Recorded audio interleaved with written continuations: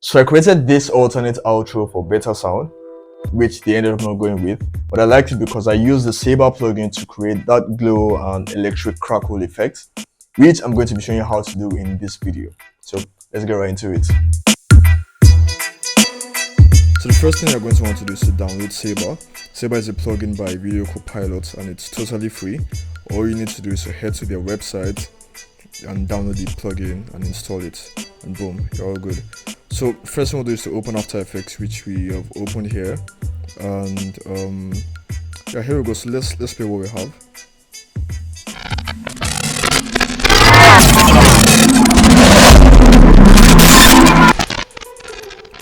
Alright, so I basically use the Saber plugin here to achieve this electric crackle effect and of course the glow. And this composition already has all my sound effects, but this is a tutorial, so let's start from the beginning. So essentially what we have here is a shape or wave animation, which I turn into a mask because Saber only works on masks and text layers, which I'll show you in a bit. And yeah, I applied the glow using the effect. So let's go back to the composition, or to the tutorial composition. So we can see what I have here is just a shape, right, and a trim path, effects. So let's start from the beginning. Now let's create a shape here.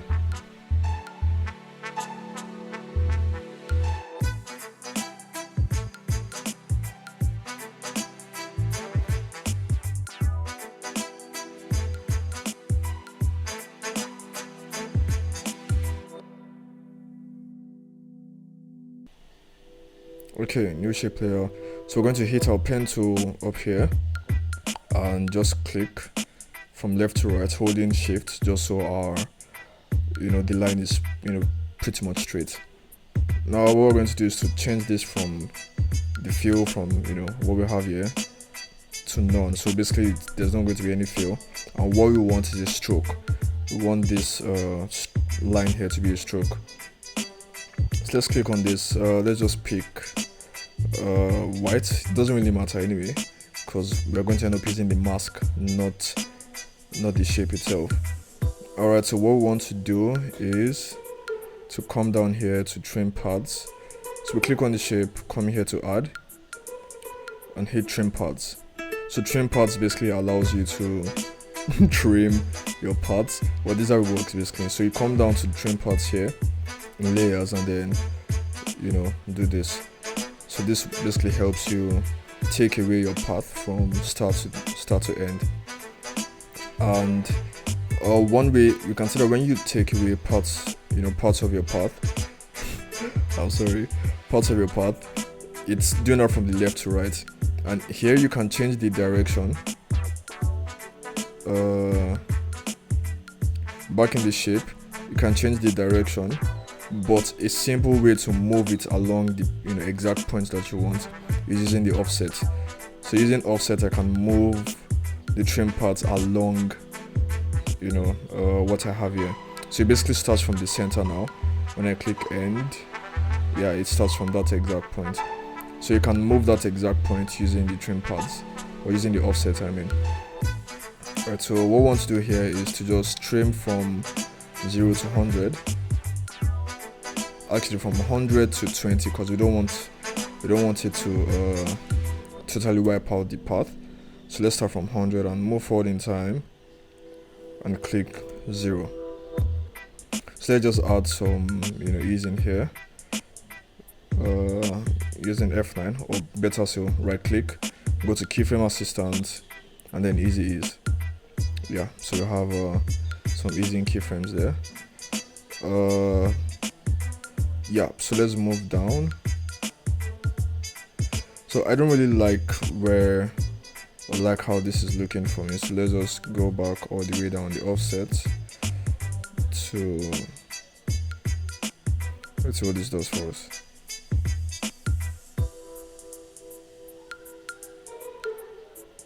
Okay, right, so I made a mistake. This keyframe should be 20. Yeah, so what we have here is this. exactly. So we just want the keyframe, we want the shape to have, you know, a leftover effect. And just for the sake of this tutorial, I'll show you guys how I did the wavy thing. So what we're going to do is to come open up our effects tab.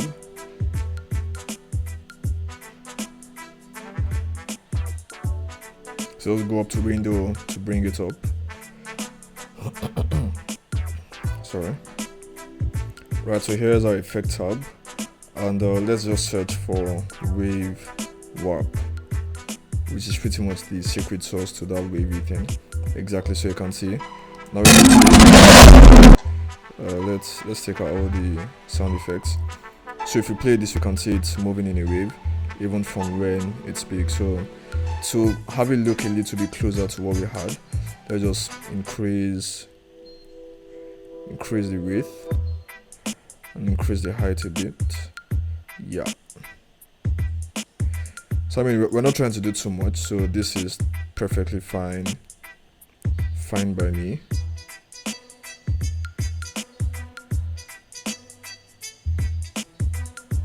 Yeah, so this looks good.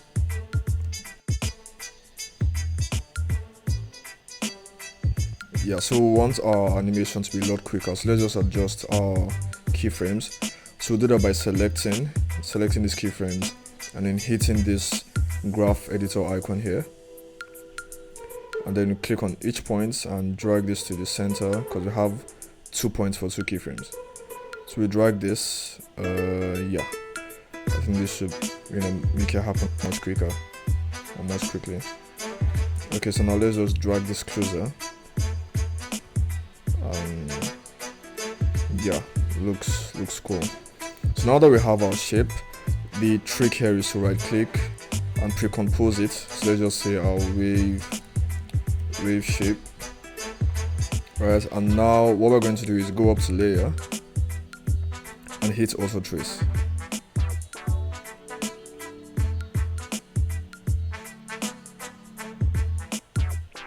So auto trace basically converts your shape into or pretty much what you have your composition into a mask.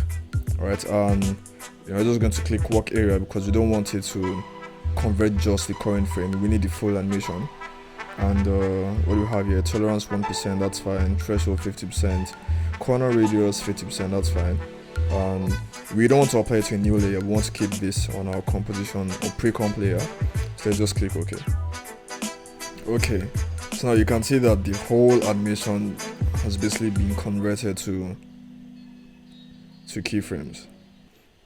Alright, so there's something happening here. Because we had our offset started from the other side, we have 2 masks now, and what we're going to do is just going to go back into our waveform, our wave shape, and set the offset back to 0, just so we don't have any of those issues. So there are more, or there are different ways you can, you know, work around that, you know, trim part starting from a particular point in time.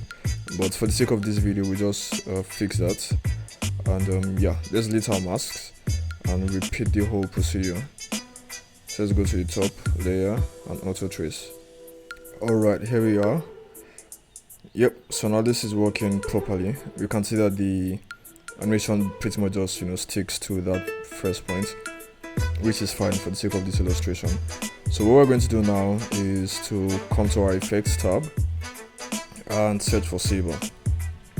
So I have a whole video copilot folder here. So what you do is just drag Saber to your pre-comp, and yeah, so you can see there's a default line, but what we want you to do is to make the glow from what we have here, which is our wave animation, because not every time you would be doing something that is pretty much a straight line. You want to do something cool. So let's go to our customize core and go from Saber to layer masks, and boom, you know, we are almost there already. So what we want to do is to yeah, so okay, let me just take you through this from the start. So what we have here is our presets. You could pick any of the defaults that come with Saber, you know, depending on what you're trying to achieve. And then of course you can either enable glow or not. But in this case, of course, you want to enable glow. Now for our glow color, you can make it any color you want. I mean, could be anything really. But for this tutorial, I think I'm pretty much fine with. Yeah, I think this looks cool. Yeah, so we can reduce the glow intensity, just so it isn't so much, and then we can of course increase the glow spread. So these things are basically to your taste. Of course, this is the extreme, but whatever works for you is whatever looks good or looks like what you're trying to achieve, works best. So I think this default is pretty much fine by me. Yeah, I think this is pretty much fine. For let's just take this back. I don't like this actually. Yeah, this looks good. So this is pretty much the equivalent of range in Photoshop for people who use Photoshop. So yeah, I think this isn't bad. Glow bias is another setting you can mess with, which is pretty much how much the core, the center of this glows, and you can see that it takes away all the middle points between our shapes. Right, so let's also reduce or increase this. Let's see. I'll take this back. Alright, looking good. So now our core size, we can increase our core size or reduce. Like I say, it depends on what you're trying to achieve. But I definitely want mine around, let's say, 4. Yeah, this works for me. So now the very interesting part is customizing core. Right, so you can increase your start size. Again, like a lot of these things are you just trying to mess around with stuff and see what works for you, because there's a ton of settings here you can mess with, right? So you can also mess around with this, and I think I like what this is doing. It's giving a sort of glowy bokeh-ish effect, so that works for me. Can mess with your end size or not. And yeah, so the part I love the most is distortion. But before we get to distortion, let's do flicker. So you can have your glow flicker. So let's see how this works for us. Let's drop this down to a third. And now, so that messes with our quality. Let's see what this does for us.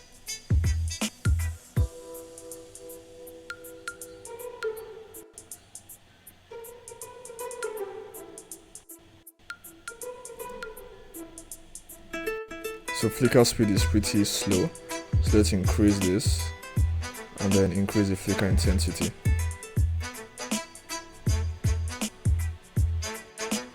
Yeah.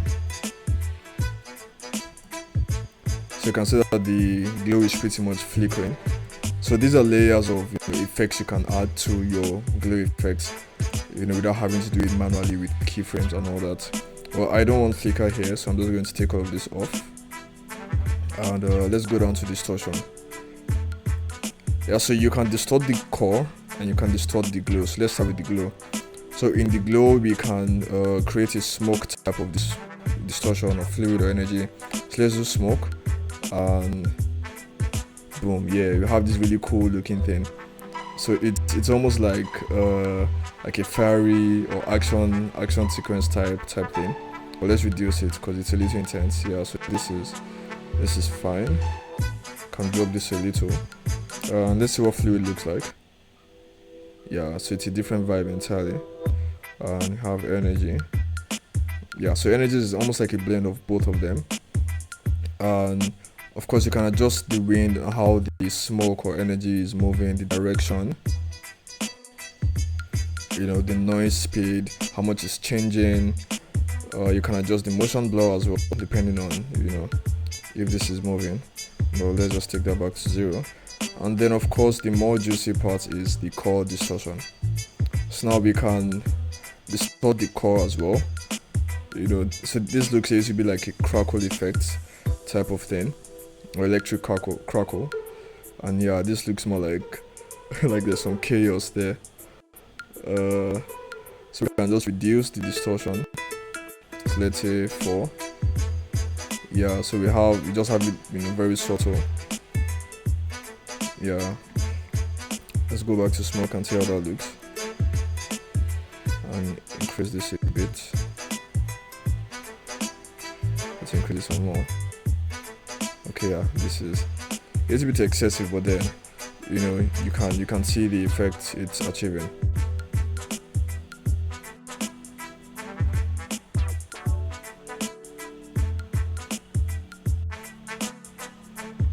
And one of the things I love about this plugin is that it straight up converts your core color to white, because typically anything that is glowing that much will be white in the center, and then the color of the actual glow would basically be on the outskirts.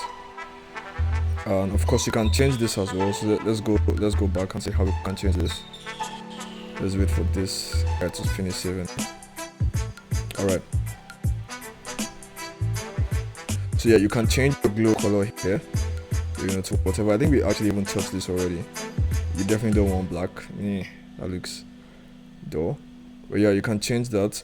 Like I said, you can't change your customize or your core color, because if something is glowing, it's going to be white. So yeah, that's pretty much what it is. So there are other tons of stuff you can do in here, but based on how far I've gone, that's what you have. Now the most important thing is, when you're working with effects like this, what you want to have is a transparent thing going on. So this automatically comes with a black background, which if you move around, let's change the color of this solid to let's say, let's hold on a second.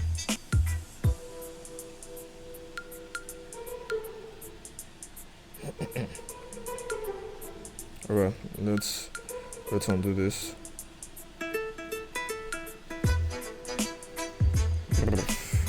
This system.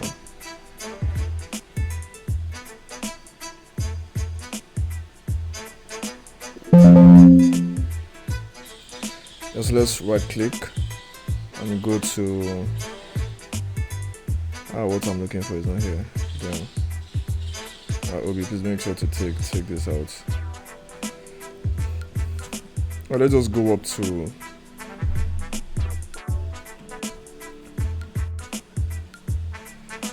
I forgot to what's wrong with my system.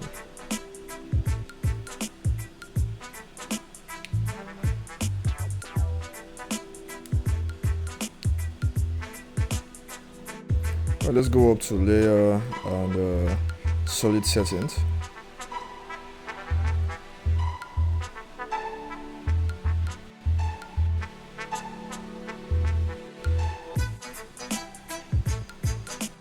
Oh, the time wasting.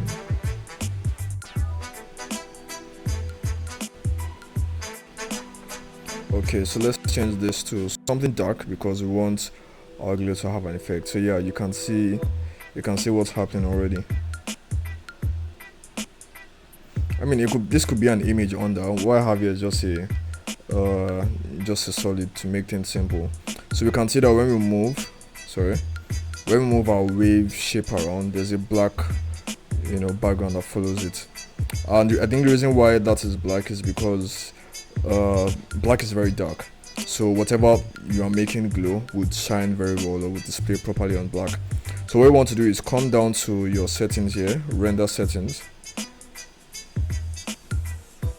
and in composite settings you click on transparent. Yep, and there you have it. So typically people make the mistake of coming to alpha mode and clicking enable masks, but I mean that doesn't help you, does it? So what you have to do is actually come down to render settings and click on transparent instead of black, or add, anyone that works for you. Right, so have as much fun with Saber, and yep, see you next time. Peace.